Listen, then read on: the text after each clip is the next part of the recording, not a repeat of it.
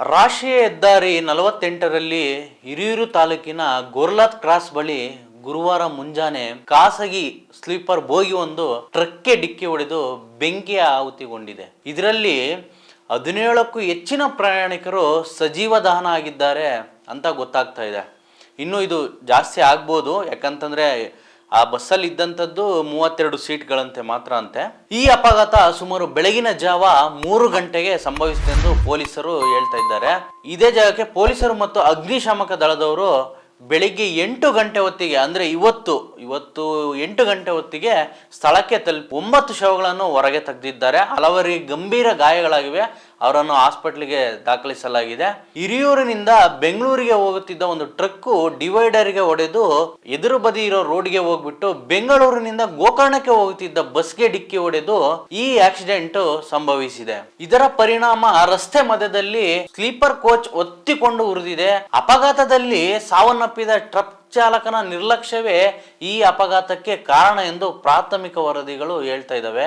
ಅವನ ಹೆಸರು ಕುಲ್ದೀಪ್ ಎಂದು ಗುರುತಿಸಲಾಗಿದೆ.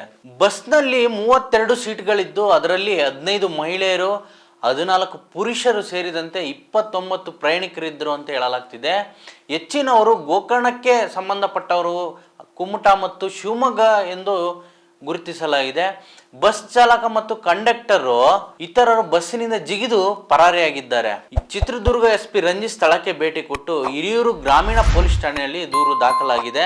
ಸುಮಾರು 30 ಕಿಲೋಮೀಟರ್ಗಳಷ್ಟು ಟ್ರಾಫಿಕ್ ಉಂಟಾಗಿದೆ ಎಂದು ಹೇಳಲಾಗುತ್ತಿದೆ. ಅಲ್ಲಿ ಆ ಲೈನಲ್ಲಿ ಅಡ್ಡಾಡುವಂಥವರು ದಯವಿಟ್ಟು ಪಕ್ಕ ಬೇರೆ ಬೇರೆ ದಾರಿಗಳನ್ನು ಹುಡುಕೊಳ್ಳಿ.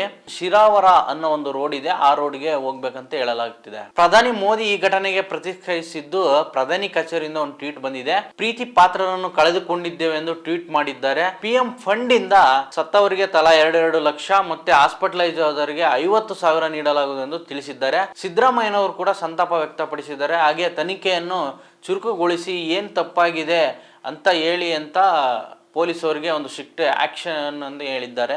ಇದೇ ರೀತಿ ತಮಿಳುನಾಡಲ್ಲೂ ಕೂಡ ಆಗಿದೆ.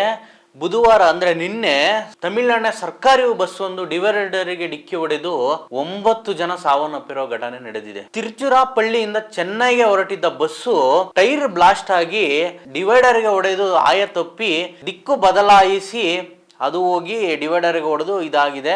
ಇದರಲ್ಲಿ 9 ಜನ ಸತ್ತಿದ್ದಾರೆ ಎಂದು ಹೇಳಲಾಗ್ತಾ ಇದೆ. ಒಂದು ಎದುರುಗಡೆ ಒಂದು ಸ್ಪೋರ್ಟ್ಸ್ ವಾಹನ ಒಂದು ಬರ್ತಾ ಇತ್ತಂತೆ, ಅದಕ್ಕೆ ಡಿಕ್ಕಿ ಹೊಡೆದು ಸ್ಥಳದಲ್ಲಿ 7 ಮಂದಿ ಮರಣ ಹೊಂದಿದ್ರು.